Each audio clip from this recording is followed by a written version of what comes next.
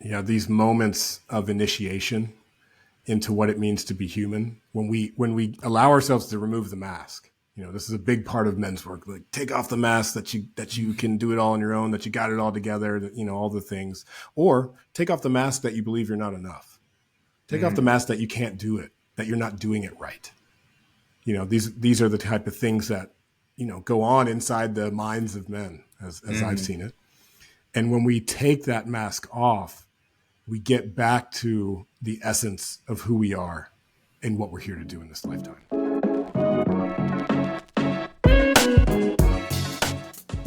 Yo, yo, yo, lovers. Welcome, welcome, welcome to Sex, Love, and Everything in Between. We're the O'Neills. You're here with Meg and Jacob. And this is the place we have really uncensored conversations about sex, intimacy, and relationships.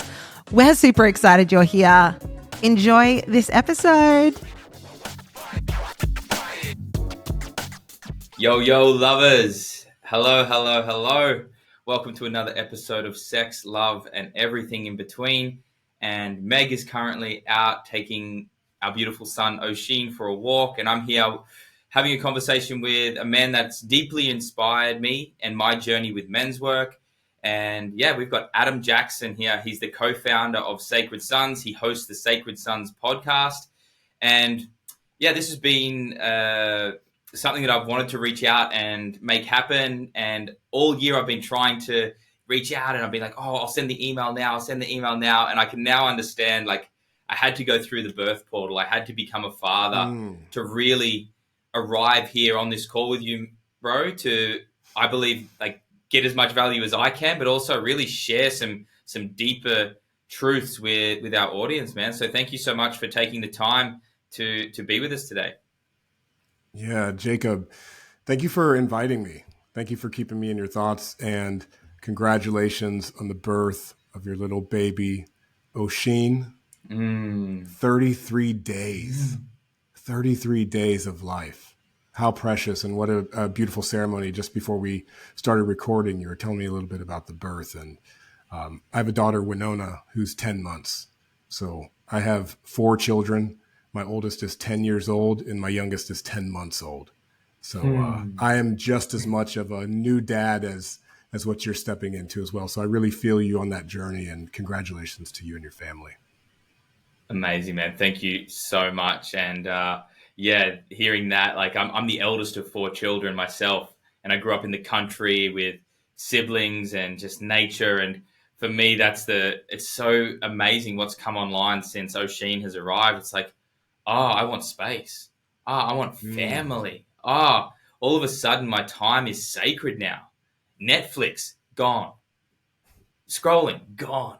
These things are no longer valid. They no longer hold priority, or these distractions are no longer have as much of a hold on me, because there is someone watching me. There is someone that really is not, that needs me at the moment, but will need someone to look to model how to move through this world. And it's been a beautiful, beautiful wake up for me, like another layer. And as we were talking before, this idea of a ceremony, the birth ceremony, it really feels like that was a wonderful experience. And now there's this kind of ongoing ceremony of, like, how am I moving today? How am I feeling today? And what is my intention? And that has this whole new depth of meaning, because Oshin is, like, laying in the bed next to me, and his eyes are looking at me. I'm like, oh, this is not just about me anymore. Yeah, and how powerful for us as fathers to be a part of the ceremony of birth. I feel like there's so much in the spiritual community here. There's so much attention given to the plant medicines, which I revere and honor, or to even the men's work, or whatever modality you choose, the morning ice bath. I believe that all ceremonies are trying to get back to that one singular moment when we first crossed the portal into this life. And as a father, to be present not only for the birth of the child, but for the mother, to be just supportive, to be encouraging, to be acknowledging. It's enough. And if more men could have that experience of full presence as their children come into this world, just that alone would make this world a better place. Oh, man. yeah, you're speaking my language. I really, what just like the words that were coming, I was like, I'm not going anywhere. Like, I'm not going to run. I'm not going to hide. I'm not going to let someone else step in and play the role that I'm here to play for you, that I'm here to embody, that is my sacred duty to you as my woman. And that is really, really landed for me during the birth. It's like, I'm meant to be here. I'm meant Yeah. to be standing alongside you. And so you have a lived recent experience to give you that motivation, not to run, but to stay, to be the mountain, to be the pillar, to be the safe space, to be a force of generosity even. But not Well, all men have that. Not all men have a lived experience to inform them. So how do we get, and it's not to say we don't have trials and tribulations in life that encourage us to move on, right? However, like, family is sacred. The idea, like, I have been someone who has ran in my life. You know what I'm saying? Like, I know the urge to, like, I'm out of here. I'm done. I can't sit in this. And so how do we as men create those experiences for ourselves to not only to test us, but to give us the amount of capacity, emotional capacity to stay. And I believe that's what men's work does, you know? And I'm curious about your experience. You joined Sacred Sons when we were in Australia last year. yeah, man, it was phenomenal. I was blessed to have Kale as the leader of the group that I was a part of, and I had just an incredible experience, man. Like, I had always seen what you men were creating over in America, and I was like, this speaks to me because there's a ceremonial aspect to this, there is a cultural aspect to this, and there is a reverence for the natural world that speaks to me. And for my journey, just to put it into a sentence, it's like it's been through the plants, deep Yeah, reverence for the plants, man. Like, absolutely. that has been how I found my way home. And Mm-hmm. then I realized, I looked around, and there was amazing women doing the work around me, and I was like, there's one thing missing here, and it's the men, it's my brothers. So that's where men's work came in for me. And it was really it landed a lot of the things that the plants revealed and gave me a place to move through the world where I could actually, like, have some really solid mirrors and some really solid uh, moments of breakthrough because I was around men. Yeah. Yeah, and my experience I had a beautiful, beautiful experience at Sacred Sons, and the way that the Kale led the group that I was in, and the energy and the congruence and the way that the team moved together was a beautiful experience for me, man. And I actually had a huge, huge healing in that space around something that I thought I dealt with, and it was like a new layer that had to be peeled back. Witnessed. Mm. Had to be peeled back, yes. Mm. But there's something about the power and the sacredness of the collective witness of other men. I just want to say, Kale is the best. Prayers up for my brother Kale at this time. Mm. And yeah, that's what in the beginning, when we were conjuring up this thing we call Sacred Sons, that's what we saw was missing broadly from this work. I saw men's circles as 50-year-old white guys sitting around in fold-out chairs under fluorescent lights, talking about how much their situation sucked or how much, debt they were in. And there's more. There's more when we have been unlocked by the plants. And I see this work with the collective witness of men, with the circle. This is ancient. This stuff is in our bones. It's in our DNA. And so when we circle up with other men, it's an incredible opportunity to integrate those big blast off experiences, which are largely individual. And so I've had my own experiences with ayahuasca where it was so profound, but it was my own. It's a dream within this dream of life. But what you're speaking to, when you had this breakthrough, how, to be held, supported, and witnessed by others, it grounds in the capacity that we have to heal. Yes. I Yeah. I resonate. That is exactly it. It's to be witnessed, because I've had so many deep moments on the mountain with, with ayahuasca, and San Pedro's been my medicine, and my teacher for like 8 years, like Wachuma. It's constantly, and once I worked with that medicine, I learned that, oh, that medicine is working with me and I'm working with it, and this is a relationship. I then saw the value in, so when I go to work with men, I'm working with men and men are working with me. It's not just me having the experience, it's them witnessing me having the experience that deepens and grounds in the healing, or the embodiment that takes place in those spaces. Yeah. I agree with you that it's a relationship, and I feel, grandma working through me. I feel the fire tending working through me. We were talking about Sweat Lodge earlier too. Like Sweat Lodge was the experience that really got my feet on the path. I found a Sweat Lodge. How long? It's probably 13 years ago now. I was coming out of a big breakup in my life. We had a house together. We had a dog. We owned a business together, and it was a really challenging moment in my life. And a good friend invited me up the mountain to go to Sweat. And so I got up there, and we're sitting in circles. This is the first time I ever sat in a circle, like with intention to share what was going on in my life. And the man pouring the lodge, his name is Daniel Thunderhawk Moon. I still sit with him to this day. Shout out to the Moon family. And as it came around to me, he said, "Why are you here?" Which is a question I now ask every man that I come into contact with.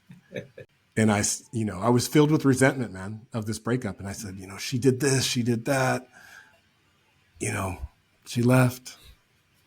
And he just looked at me and said, "Do you know what all of your relationships have in common? You are in all of them." And this was the first time a man had looked at me dead in my eyes and given me an honest reflection.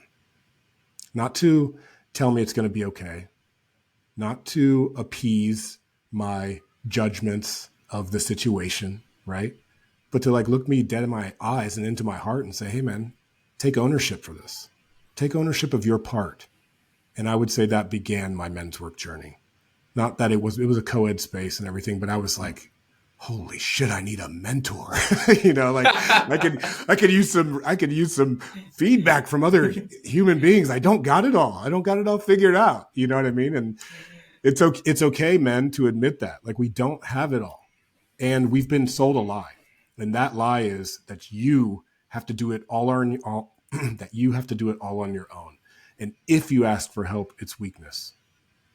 And if you don't have the answer, to lie. And that is fucking bullshit. And so what men's work also does, nothing hides. Nothing hides in these circles, and even the things that you don't even know are there. You thought you did all the work with the plants, and then you're like, whoa, the work is never done, my friend. And there's something that is very sacred about men doing this together. And, I found it to be so powerful that I've taken it on as a part of my life's work and mission, and to bring this to other men, and to bring presence to these things that I'm speaking of. And globally, there's a lot of conversation around men's mental health. People are not doing well. This is a wild fucking time right now. It truly is. It truly is. And so, just like where you're at with your family, what you will find out and what I have found out, even though you're willing to stand in and stay, it still takes a village. It takes community. Moms need support from other mothers. Fathers need to connect with each other and be real and talk about what's going on. This is the way forward. It's not about suppressing. It's no longer about medicating. It's no longer about numbing. This is the old way. And the new way, it's about really expressing ourselves from a place of vulnerability and truth and honesty and getting real. And I found that to be the most powerful medicine on the planet. Yeah, I concur, man. I don't have much more to add to that, other than that's been the receiving, I believe, is one of the hardest things that I've had to remember to do. That fierce independence and that I don't need anything, but I'm willing to give everything. And this was something that I learned on a bridge in Peru. I was going through a huge sort of meltdown on the first journey. We went to a wonderful sacred site, and I was walking and I was just started crying and I was purging, and I was like, I'm just so sick of trying to hold it all together. And we stood on this bridge and we looked down the river, and the river was flowing away from us. And my mentor at the time, Gemma, she said, just let the river take it all. Let it take it all. And I just stood there and I could just feel all of this weight of this responsibility that I took, thinking that it was mine when it really wasn't. For I had to look after this person. I had to be this for this person. I had to be this. And it was this constant shape-shifting to be everything for everyone. And I was letting it go. And I thought that was the end. I was like, all right, I feel light now. And she's like, no, turn around. And we turned around and the river started rushing towards us. And she's like, now receive all that you deserve. And that completely and utterly rocked me. Because the letting go, I was like, oh yeah, I've got to, let go of the baggage, or I've got to kill the boy to become the man. All of these terminology of like healing and fixing myself was so intoxicating. But then to turn around and actually feel pleasure and feel joy and actually have my desires met, that was what really opened me up to the idea of like, oh my God, there's so much more here than I could have ever imagined. Yeah. Yeah. These moments of initiation into what it means to be human, when we allow ourselves to remove the mask, this is a big part of men's work. Like, take off the mask that you can do it all on your own, that you got it all together, that, all the things, or take off the mask that you believe you're not enough. Take off the mask that you can't do it, that you're not doing it right. These are the type of things that, go on inside the minds of men as I've seen it. And when we take that mask off, we get back to the essence of who we are and what we're here to do in this lifetime. And it seems like when you started to receive from that river, maybe life started to provide a little bit more sustenance and nourishment your way. And to the point where here you are with a beloved and with a child 33 days in. Yeah, man. And that, that was what I realized was I wasn't honoring the guiding principle which we learnt in Peru, which was aini, which is sacred reciprocity, that nothing goes one way. Giving and receiving and giving. When we're doing it in alignment, that is when you give, you receive, and when you receive, you give. And that blew my mind. And then to actually step into a space where I could receive and like ask for help and support. To be 33 days in, and I only just cooked the first meal. Wow. Last night. You got some tribe over there. The meal train's happening. Dude, the meal train it was at the station every day. So that's I couldn't figure it out because I'm like, I need to go to the markets. I need to go buy food. I've got all this. I have all this stuff to do. And then I had nothing to do because I had my community. And the other part, which I'd love to just quickly share with you, is that I run a large men's retreat called the Gathering of Men. And it's an annual retreat where we bring all the different communities together. And we had 200 men on the land just 1 month ago. And I organized that, and I'm the founder of this movement. And I didn't go because Oshin was born. Meg's labor started as the opening ceremony began. How powerful!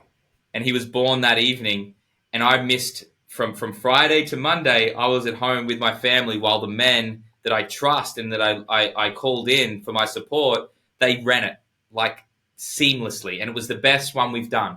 And I wasn't there. And that for me was this feels like it was a solidification of my receivership and my trusting in other men.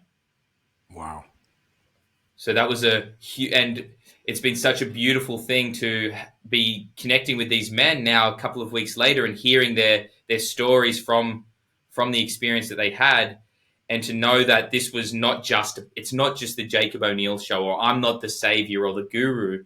And that's what I loved about Sacred Sons, that there was no one face to the brand. It was a circle. It was a brotherhood. It was a collective. And that's really what this year felt like. It felt like I stepped away from needing to be the guy, and I let the circle really hold form.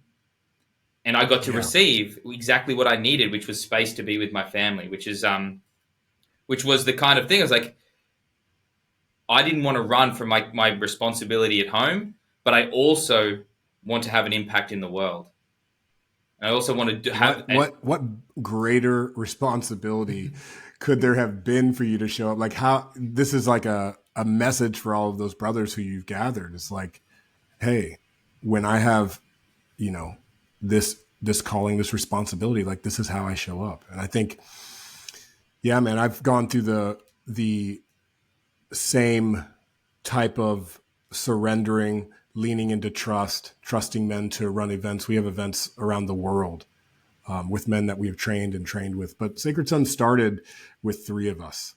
So we already started as a triad and into a circle. There's enough of those guys out there who are the guru or the dude. There's enough of that. There's plenty of coaches. You can go do that anywhere. And there is something that's incredibly powerful when a circle of men come together, when we acknowledge each other's gifts and co-create, from that place. I think there's something that really shifts for men that I see when we come together, not in competition, but in collaboration. It activates a new type of being within us. And, I could just share, I wanted to say 2 things. When my son Holland was born, the Sacred Sons brothers, as I had a meal train, they also made one of our chefs put together a cookbook for me, which was just a crock pot cookbook. So it was like different crock pot recipes because having the postpartum meals going. And so my brothers, they showed up. I'm not the greatest cook. I'm eggs, bacon, pancakes, the whole things. But at that time, I wasn't that great. And they brought me all these recipes. And I was like, fuck yeah, man. Like, let me get my crock pot skills on. And I love the creativity that can come along with these things. Mm-hmm. But at our first Sacred Sons Convergence, like I said, there was 3 of us who organized and co-founded it. But it was still an element of like, wow, we have close to 100 guys here. How are we going to pull all this together? And what I noticed immediately as the men started showing up, how can I help? What do you need me to do? I got 2 good hands. Where can I put them? Where can I put myself to good use? And I was like, oh yeah, these are men. They want to contribute. They want to help. And it's like the smile that you have on your face lets me know that you know this. Like the true nature of men is to be of service. Mm-hmm. This is something that doesn't get spoken enough about because I think the focus is put on providership. Like, oh, you gotta do it. You gotta provide. Yes. And when we are able and put in situations to be of service to something that we believe in, it's also a part of the healing experience. Mm-hmm. You know what I mean? And so it's another part of the reason I like working with men. There's little nuance there that I think people outside of this type of work may not even realize is there. Man, one of my favorite moments from last year's event that we had is like on day 3, when you look over and there's like way too many people in the kitchen helping. Like everyone's chopping carrots. Like other guys are running water. These guys are doing this. Other guys are, and I'm just looking over like, whoa, man! Like this energy is really an energy of service. Like how can we come together and do this together? And I have a memory of childhood. I remember we had a big family barbecue, and we had heaps of people there. And then it was the boys' turn to do the cleaning. I had its cousins and sisters, and then I had brothers and cousins. And sometimes the boys would do the cleanup, sometimes the girls would do the cleanup. But anyway, I was the eldest, and we were doing the cleanup. There was only 3 of us boys there. My little brother Ryan, who just recently came to his first men's retreat, which was great, and then my cousin Wyatt. And I remember like we were like, oh, we've got to do the cleanup. But then we turned it into this whole extraction mission, and we created this whole imaginary world of like, all right, we've got to get these trays up to the safe zone, and we literally created a whole, and it became this like amazing experience, and we still laugh because like, man, that was such a fun time, and we were washing dishes, but we're doing it together, and we're being of service to the family, and it brings tears to my eyes because I'm like, that's such a strong memory, and we were like, if you look at the task, what we were doing was washing up and cleaning, but it was the feeling of service and the way that we created fun and play around it. And for me, that's the nuance of men's work, is like when it reaches that tipping point where everything becomes just magic, and the synchronicity just flows. Yeah, I love that. And, I'm raising boys. I have 3 sons and my youngest, Winona. Mm-hmm. And with the boys, we make everything into a challenge. We make everything fun. And chores don't have to be like, hey, you got to do this before the fun starts. Mm-hmm. I like to be like, who can pick up all the toys the fastest? Go. If you give, there is a bit of competition, I'll be real, but if you give a little bit of the encouragement of play along with the chores, all of a sudden, like, it doesn't matter what we're doing. We as men, you know why we have all these sports globally? Because we fucking make up games. We like to make up games. It's no secret. I think even in indigenous culture, when the food is in abundance, when everything is tended to, men tend to go and gamble or create games or create like these other worlds of competition. Mm. And so in raising boys, I'm kind of unlocking these codes of how to do that in a good way with my own children, and it oftentimes looks like a bit of like, hey, 100 points if you can, do this random thing, whether it's taking out the trash or picking up all the toys. This is a pretty common thing every day in my house, picking stuff up. I'm like, yeah, it's a lot of picking up. But that's a special energy. And we're not trained in these relational ways as men. In my experience of education, it had to do a lot with memorization, with regurgitation of information, and not so much relationship. Mm. And I think there's a new level of education that's possible here. And it doesn't look like sitting down, eyes forward, being quiet. It looks like being in our bodies. It looks like challenge and confrontation. It looks like wild celebration. And these are the parts of men's work that really light me up. When we can be in the wildness of our full expression as a human on this beautiful planet that we're on. And we can be humble. We can be close to the ground. We can cry together. We can pray together. And in my experience, there wasn't a lot of room for that. I was raised Catholic. I went to Catholic school. They told me when to kneel, when to stand. I got in loads of trouble because I was always talking or drawing on my desk or whatever I was doing. And there's more. All that to say, there's more. And as a father, I'm in deep in R&D, trying to feel it out, trying to really understand how do we raise strong men out of these young boys, right? Because this is another place where I see society, the education system, whatever that is, the previous generation has kind of failed us, or at least, at the very least, set us up for failure. The dream of the initiation being getting your driver's license, being able to drink this or that, smoke this or that, and that's the initiation. Then you go to college, then you move on to a relationship, you get the job, you get the girl, whatever that is. I have seen that as a dead end pathway. And a lot of men are unfulfilled chasing this manufactured reality. And my messaging in this way is just to let brothers know that there is so much more to life and there is so much more to you. Mm. Boom. We're back. All right. I just want to say it's ironic, but it's also the realest of the real. We're talking about the roles of the father, and just as we're talking about it, real life is happening for me. My son Johan got hit with a really harsh stomach bug. And simultaneously, as I told you, my other son, Holland, crapped his pants at the same time. And his mom's like, hey, I don't know what you got going on in there, but I need you now. And this is the role of the father. Despite what's happening around us, despite the chaos that is swirling, can we be centered? Can we be the mountain? And can we prioritize our families? And I think, I feel like for both of us,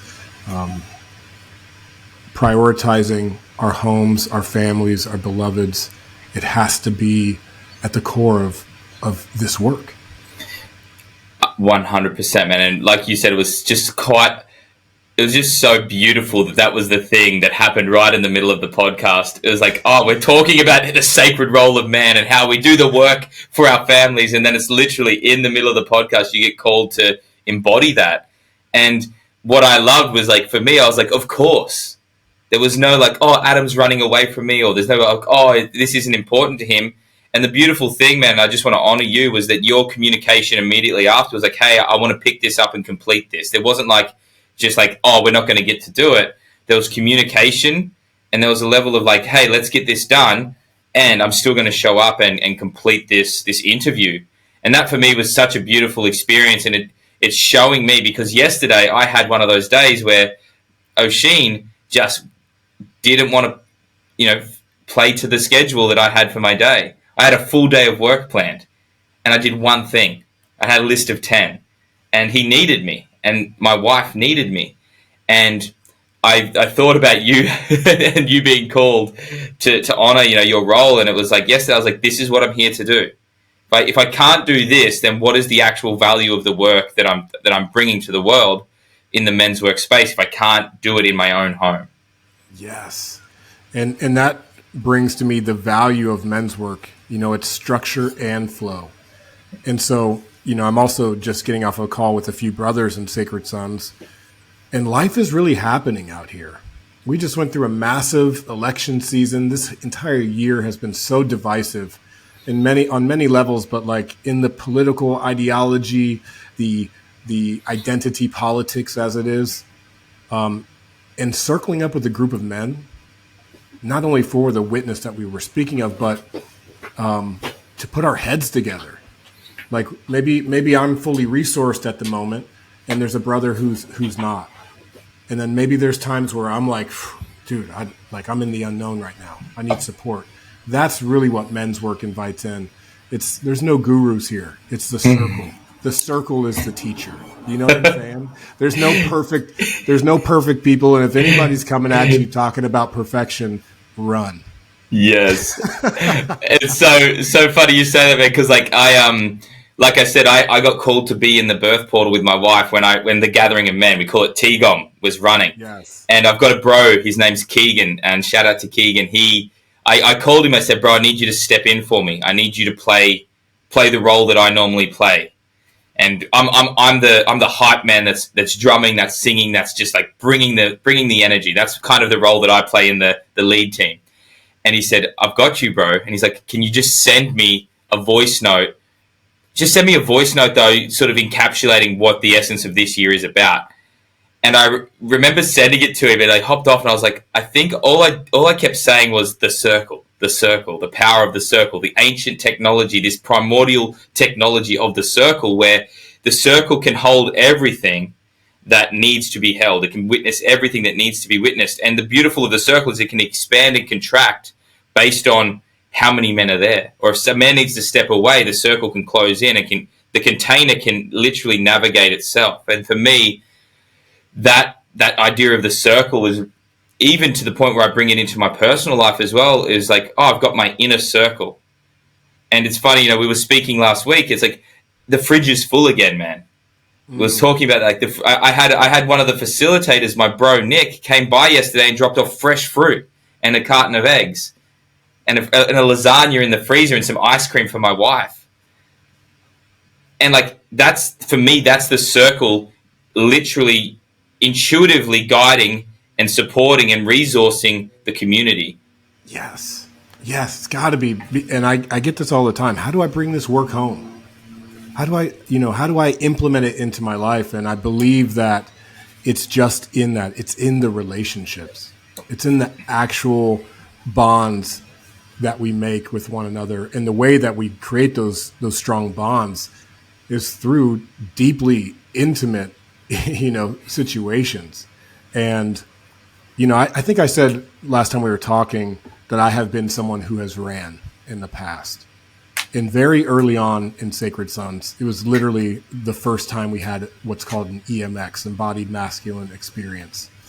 I remember there was a brother facilitating, a Russian guy. And, I was watching this process unfold, and the facilitator called me in to be a support of this man. And somehow I ended up holding his feet to the ground. And I'm holding his feet, looking at these sweaty, stinky feet. Tears are dropping. Beautiful movement is happening. Energetic shifts are happening. Healing is happening. But in my mind, I was just going like, if I can do this for this brother, for this stranger, can I bring this home? Can I stand when it gets hard, when the tantrum is here, when the meltdown is here, when the uncertainty of life creeps in? Because as we know in this work, like there's nowhere to arrive where we're like sorted, all figured out. I got this mastery of life. And in fact, it's actually at the moments when you think you have it together the most that the other shoe drops or that things go awry. And that moment is so vivid for me because it taught me that I can stand in the storm. Like I can just be with it. And those experiences, we have to train for it. No one is teaching us as men how to stand in, how to stay in the game, how to stay in when it's especially when it's hard. And so we train, and we do that over and over again to the point where with something such as primal recalibration, you can have someone actually screaming in your face and you can just stand in and hold it. And, in my home, there's two powerful questions. Is there more? And how can I support you? Men mastering these two questions, and for myself to master these moments, like even like I'm saying, during the times that would typically, shake us to the core, where we're like, "Fuck, I just want to be out of here." Is there more? Is there more? Because I have more capacity now. And how do I have more capacity? Because of this circle of men that not only has held me in the depth of my uncertainty, but has also held me accountable to stand in and to my word. Yeah.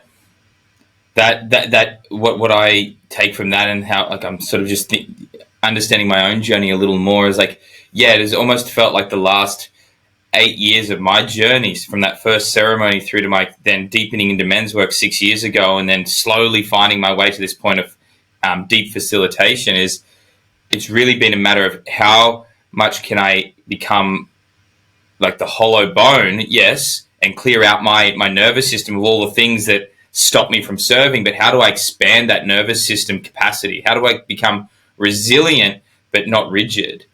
And be able to ask, like, that's a beautiful question. Is there more? And for us, my wife, it's like, how can I love you better? Like, hey, how can I love you better? And rather than trying to say, what do you need? It's like, how can I love you better?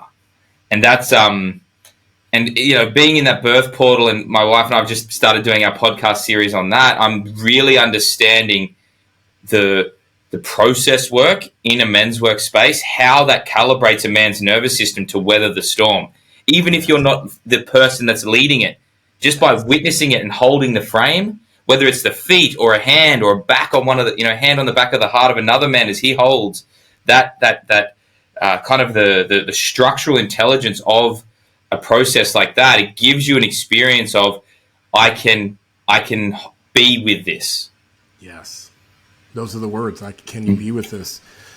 That's it, man. And it's not, I want to say, like, we make agreements. So there are agreements in men's work, but then there's rules. And one of the rules of men's work is don't facilitate men's work on women or on your woman. And that's not what we're saying, right? Yes. Not to facilitate. It's actually to grow our capacity. And some guys, even myself may have gotten that twisted, like, oh, I'm here to learn how to do this magic everywhere I walk. And it's it's not about necessarily the doing. It's in that capacity to be with. And I think you nailed it. Yeah, man. Rather than just trying to paint every situation with the same brush. Like, okay, I've done a men's work process. Now I'm going to do that on my dad when I go home for Christmas. Or I'm going to do that. I'm going to do that on my friend when he doesn't show up at the waves at the right time and he's 5 minutes late. I'm going to call an accountability. Yeah. What I've learned too is like, yes, there are some actual structured processes that are great in like an initiatory experience or a rites of passage experience. But what actually has helped me is learning how to ask good questions, being really attuned to my own curiosity. So that example you gave, a man with his father, it's not to go facilitate your dad. That's never going to fucking work, by the way. But can you ask good questions? And for me, when I was going through a separation with my son Noah's mom, I remember that was the moment where I really was like, fuck, what was my dad going through? Like I never asked the question. I'd always been with my mom's story of what happened. You know what I mean? Because that was the side of the story that I heard. And I got really curious. And instead of holding my curiosity to myself, I started asking those questions. Dad, what was going on for you? When I was one, when you guys were separating. Not with absolutely no judgment but from a place like, hey man, I'm going through it. I am you. You fucking made me. What were you going through? Because I need to know. And that's the kind of thing that this men's work unlocks. I feel like a lot of us, we don't only suppress our emotions, which is broadly understood in terms of the men's mental health stuff. Yeah, like everybody's stuffing it down, but we also stuff down our own curiosity. And becoming curious once again is such an accelerator to our own personal growth. Yes. I found too that I had early on, I'd kind of put my dad fucked me up. He's the bad guy. So the curiosity wasn't there. And through the process of doing some emotional work where I got to see a little more clearly, and the curiosity came online, I then was able to actually see the gold or ask questions, like be curious and learn that there was gold in my lineage, that it wasn't just this bad thing that I kind of break the chain, cut them off. Yes. And it became this whole new, so for me, like the concept of inner child work or this healing the lineage became not necessarily about me doing all the work and becoming the perfect person in the line of the generations. More so, it's like, how do I actually have compassion and want to understand and connect deeper through receiving wisdom and unlocking that through my questioning. And I've been super grateful the last 2 years. My dad has come and he crews in the kitchen. And he brings all of the stuff for our men's retreat. So he comes and he's a part of it. And in him being there, I'm starting to see even more of the qualities. And I'm getting to learn more about him. And the curiosity has just led to a deeper and deeper connection and a deeper and deeper understanding of like all of the value that he's given me as well, which has been beautiful. Because before it was just like, nah, he wasn't there for me for this, and this.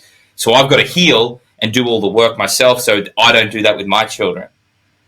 And now I'm starting to see that that's folly, man. Like no one's perfect. Absolutely.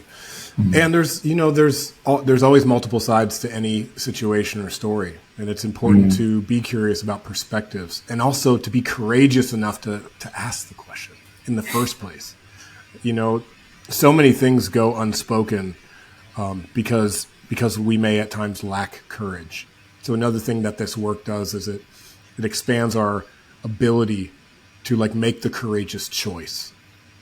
I used to say like, whenever you have a choice, just do the coolest thing, right? Just do whatever's the coolest. That's where I come from. But now I'm like, do the most courageous thing. Like when you have a choice in your life, really at your doorstep, on your plate, do the thing that requires the most courage and see what happens. That's like a good place to operate from, in my experience.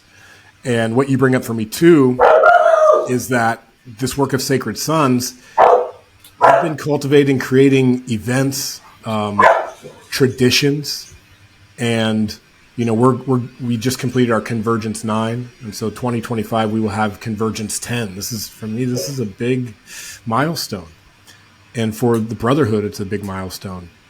And what it has informed me of is to create traditions in my own family. It's not to bring my family to Sacred Sons, right? And it's beautiful that your dad's in the kitchen. Don't get me wrong. That's quite beautiful. And it's in the in-between. Like, what are the traditions I'm creating in my home? What are the annual gatherings of myself, my brother, his children, my mother and father? And we've been cultivating that. That's a learned experience, because so many of us, myself included, especially in America, we've been cut off from the root of our ancestry. It's real. This is an immigrant culture here. And they call that, you could call it an orphan culture. You can call it a cultureless culture. And so men's work in masculine alchemy has really informed me to create the traditions in my home. And that's more fulfilling than putting on an event. I can say, what I've done with my brother every year. And this came because I was constantly telling my brother, you got to come to Sweat Lodge. You got to come to Sweat Lodge. Bro, I got too much going on. My brother's got 5 children. You got to come to Convergence. I made this thing. You will love it. And eventually he's just like, Adam, what if we just get our families together? What if we just do our own convergence, if you will, right? And that's where the real gold has been, as a result of this work, not necessarily to bring my family to the work, but to bring the work to my family. Man, yeah, that's just made me reflect on the traditions that we had in my family as a young child. We had a camping trip every Easter, and that was a tradition where we all went to the same river, the same place on the river, the Neill River, from where I'm from, and we would all camp for 4 days. And our cousins would come down from Brisbane, an 8-hour drive. We'd have other friends, and over the course of 10 years, we developed this campsite, and we built tables and we set everything up. And we had this beautiful thing, and that property got sold. And anyway, my dad made this beautiful big hardwood table out there that was the big long table that we'd eat at. Picnic table. Yeah, big long picnic table. And when that property got sold, he went out and he got that table, and he cut it up, and he made chopping boards for all of the children that were part of the camping, that tradition. It was like a closing of that tradition. And you've just really seeded this idea of okay, what tradition can I bring to my family and start with my son? He's only just here. Mm-hmm. How can I bring a tradition in that starts in the first year of his life and start to build on that and use it as a way hey, let's create something here that becomes a family tradition that kind of anchors us and brings us back together every year. That sounds, I'm really loving the idea of that. It's so important to have those anchors. You know what I mean? One of the things I do is every New Year's Day, the first of the year, we drive out to the desert. I'm here in San Diego, so it's an hour drive to Anza Borrego Desert. It's a beautiful landscape, but it's barren. It's cold. It's lacking in the ways of life, although there's lizards and things that my boys like. But to have that, to know that on the first day of the year, we're going to go out to the desert. We're going to be out there in the land. We're going to light a fire. We're just going to be together, away from all the noise, away from all the technology, and always starting the year off with this. It's because of the place that we're in, but culture is rooted in place, right? And it's important to acknowledge the lands that we're on, not just in the ways of the, this is a Kumeyaay territory, but have I actually broken bread with those people? Have I actually went and put my own prayers on the land? Because that's what matters. It's not in the words, it's in the action. The learning is in the participation, getting in the game, not just talking about the game, Men have done so much of that shit, especially in, sports, and like we give all of our energy to these iconic superstars as if we're less than. So I'm encouraging brothers, get in the game of your life. Treat your be famous amongst your friends and family. Treat your family as if they are the superstars, and as if they are the ones who deserve your best and deserve your, I don't know if you like rugby or soccer or whatever you're into, but like, or maybe nothing, but like, can we champion our own children in the ways that we do these people that are not even, connected to us? There's a shift that I have made in that way in my life. And it's significant, I feel. Doesn't mean you can't watch sports. I love the UFC. I'm about to watch Mike Tyson, Jake Paul this weekend. We're going to see what happens there. I love it. And yes. can I keep that same energy when it's me and my boys, and I put the boxing gloves on them? You know what I mean? Can I be in it with just as much passion? Yeah, man. Yes, I have this sort of thing that I say to me. I was like, why do we always have to tell stories about gods and great men when we're right here? Why don't we create that and become that? And I have a lot of young boys, friends with young boys in that sort of 7 to 10 range, and they you have the capacity to be a mentor for these young men in your life. And that for me, I wear this sort of a cowboy hat, and I bought a brand new one because I was like, I want a new cowboy hat, and I want to keep it because I've got a good one, and then I've got my work one. And anyway, this young boy, his name's Sumi. He's a son of some of our close friends. He came in and he put it on. He put my cowboy hat on, and he was just walking around with it. And and he's like, "Can I have this?" And I was like, the part of me wanted to hold on to it because I wanted to spare just in case. I was like, "Nah, man, you can have it. You can have this hat." And he hasn't, his mum's told me he hasn't taken it off. And I think we have the capacity to be real, not to be champions or to be the famous celebrity, but we have the ability to influence and be that pillar of what's possible, and play that role, and have men, rather than tell you a story or watch it on the TV, come out into the yard and let's experience life together. Let's light the fire. Let's climb the tree. Let's put the gloves on. Let's run the race. Let's swim across the creek. And I think we spoke a little bit about that idea of play before. And I think that what I'm hearing is it's all well and good to cheer on the big sports stars, but if we can't go out and have our own adventures and have our own experiences, we're just sitting in the bleachers. We're just sitting on the sideline. And that for me, I always say, see you in the arena, because that's where I do my best work. Yeah, the man in the arena. That's just it. And I feel like maybe those great men in the past, there was no doom scrolling for them. There was no opportunity not to be the man in the arena. And we have lost aspects of that because of the technological culture, the industrialized system that we were literally born into. And we get to acknowledge it, but we don't have to accept that as our fate, right? It's if we know better, let's do something about it. And it's about small wins. I want to just reiterate right here, because I can get a little big with it, but it's man, it's in the mundane. The magic is in the mundane. It's in the everyday situations, where Johan, he had that fucking stomach ache, man. And we were, for a minute, Hannah's like, you need to take him to the ER. I don't know what this is. And I'm not so much for that. But I'm let me just sit with him. Let me have him drink some water. Let me rub his belly. Let me sing him a song. Can I just do what I do and see if we can get through this? And it did. It passed. He was able to move through the pain just with my presence and us rallying around him. Everything doesn't have to be medicalized and industrialized here. We sat in any type of ceremony. We know this. Our bodies are so intelligent, even when it's hard, even when the sickness comes. Maybe that fever is burning off something that needs to be burnt off. And so what is our capacity as parents, as guardians, to once again be with it? Not to outsource, because a doctor, it's funny. And even Johan was like, Daddy, should we go to the doctor? And I'm I'm like, I'm Dr. Daddy now. You know, like, come on, son. And like I got tools too. I got a whole medicine cabinet too. Like, Yes. And don't get me wrong, I'm for doctors. They provide all kinds of incredible things, especially in the form of like traumatic injuries and things like that. And we are much more equipped than we give ourselves credit for. Actually, we're more equipped than the what's called the system gives us credit for. Once we're embodied, once we take ownership.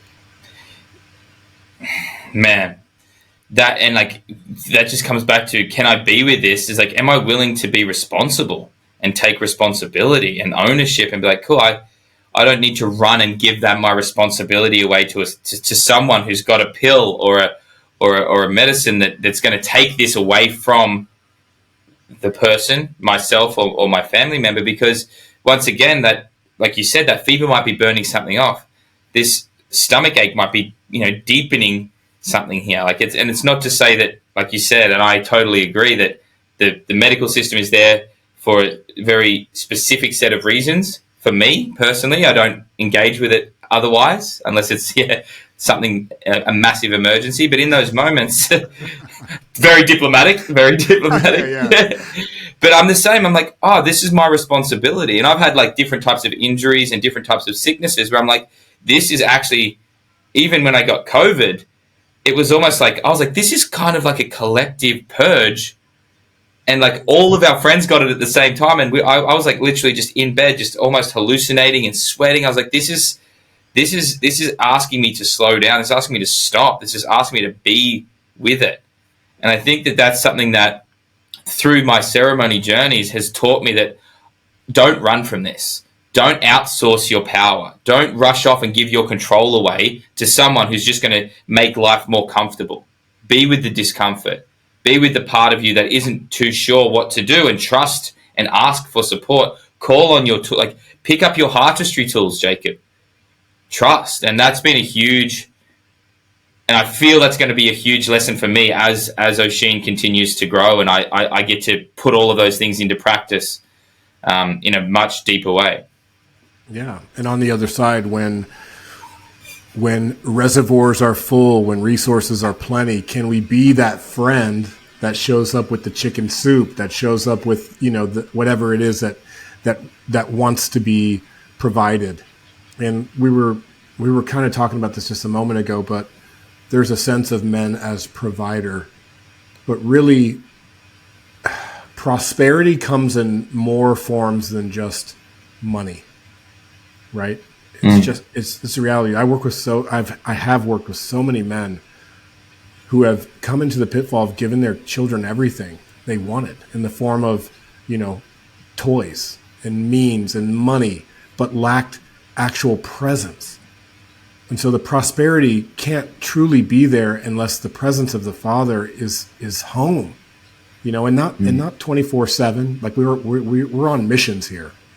You know what I mean? And in this case, you and I, it seems like we have a shared mission, shared vision, shared values that we're working towards and deepening collectively. But the prosperity is going to come from our presence, as well as the ability to put food on the table. You know what I'm saying? Yeah, man. The dinner table's kind of the altar of the home. That's the way I see it. It's like, yeah, you can put food on the table, but if you're not there to share it with your family, there's something missing. Which is like really, really important for me. That's something that I listened to one of the podcasts with Vince Matoska. One of the live ones. And I think he read a poem about how like men have to go away. They have to go on adventure. They have to go and do their work, but they also have to know when to come home. And I think that's the wrestle. Like I work with a lot of guys that think they have to always be like, it's about the quantity of their time with their family rather than the quality. And for me, it's like you need to be, when you're with your family, be with your family. But when the vision and the adventure calls, be with that and know how to navigate and hold the tension of the paradox, which is I'm a man on a mission and I'm a man here to be deeply present and steward in this next generation. And be with my woman and be with the garden and make sure that the dishes are washed. And that's just as important as taking this man through the process and changing his life. And those nappies need to be changed, man. Dude, we got to get our hands dirty building bridges to the new earth, even when we change the diapers. You call them nappies? Yeah, we call them nappies. I have failed at this many, many times. One time I went to an event and I didn't have my car. Here in the States, we have car registration, like your license plates. And Hannah, like halfway through this event, I'm out on some island in British Columbia leading men, and she's getting pulled over because I didn't fucking take care of the tags. It's like, what the fuck? You know, and I like process that in front of the men. Like, hey, I know you guys, like I'm leading this thing here. I'm co-creating this thing here, but I'm also fucking up. And we get the opportunity to own that shit. You know what I'm saying? Like, I just want to bring some humility to it. Like, I'm gearing up for a Prime Leadership this weekend. It's here in San Diego. We have 30 men coming from all around the world to train. And yeah, I'm out here today and tomorrow making sure everything is sorted so that while I'm gone, my presence is still felt in the preparation. There's a difference between like readiness, which is subjective, and the preparation that it actually takes to do something like go off on these adventures, on these rites of passage weekends. And so like that idea of preparation is so important.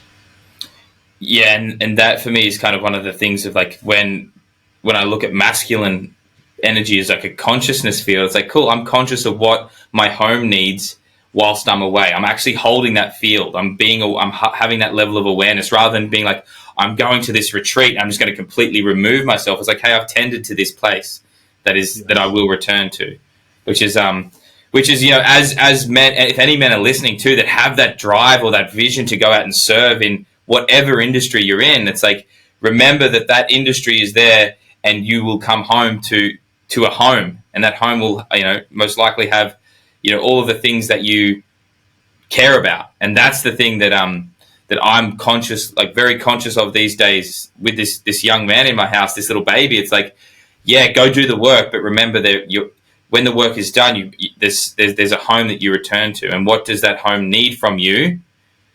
So you're not constantly in this pendulum swing of trying to look after the home, trying to manage the big vision. And that's going to be like you said, the humility is going to it's going to be a humbling path, I'm sure. Yeah, any good woman will humble us right off of any pedestal we get placed upon. You know what I mean? Like, I get humbled all the time, and I choose to be good with it. I choose to learn versus to resist. And I'm constantly learning. I'm constantly checking in with my curiosity, and it's cool that we can talk about this because, you know, we have a shared experience here too that we understand. But broadly for men, I want to say there's so many men that don't have close friendships. And sometimes even if you have like good friends, it's like, man, how deep do you really go? How well do you actually even know them, or what's alive for them? And so if you're someone who doesn't have that as a resource, like a circle of men, come out to these events, you know, step into a convergence, step into a gathering of men. Sacred Sons has a couple of immersions coming to Australia. Join those circles. There are really incredible fathers, leaders, facilitators. You know, everybody's a breathwork practitioner these days, but this is so much more than that. And especially if you think that you've done a lot of work, because man, that's what I hear. I've done so much work. Great. You're in the right place because there's more work to do. The circle has no beginning or end, man. Man, hey, thank you so much. This has been like, you know, I've followed you guys for pretty much from the start of my journey, and I really appreciate you giving your time and energy to this conversation, man. And it feels really beautiful to connect with you. I've got a brother, Benny. He's in America now. He's heading to Prime Leadership. I came to EMX earlier this year, had an incredible experience, and it only deepened my desire to continue to do the work that I do and support the work that all of these different facilitators and these different movements are doing. So, man, like, for me, this is like we're all doing the work alongside each other and we're all going to rise together. So thank you so much. We've got two events happening for Sacred Sons. There's one in WA. What dates are those ones again? Yes, I want to shout out our brother Ryan Rollins will be leading immersion in Perth, Australia, November 30th through December 1st. And then also we will be in Byron Bay, New South Wales for an immersion December 7th and 8th. And these immersions are designed so you don't have to go camping in the wilderness for 4 days. It's not as much of a time investment. You can sleep in the comfort of your own house, but come out for the day, do some deep work. Within those 2 days, it's enough time, truly, with the modalities, with the practices we have, and with these men who have been training in this work for years. It's enough time to really get, an immersive experience. That's why we call it the immersion. And, some guys there's a barrier of entry if you're going out into the wilderness for a true rites of passage. However, coming out for an immersion, it's like, it's less of a risk, man. So if you're listening to this, if you've gotten this far, please consider this your invitation to join Sacred Sons Immersion, join a gathering of men. I like to also just acknowledge there are no teams in men's work. There is one team, and that is the evolution of masculine consciousness on this planet. Get in the game. Good.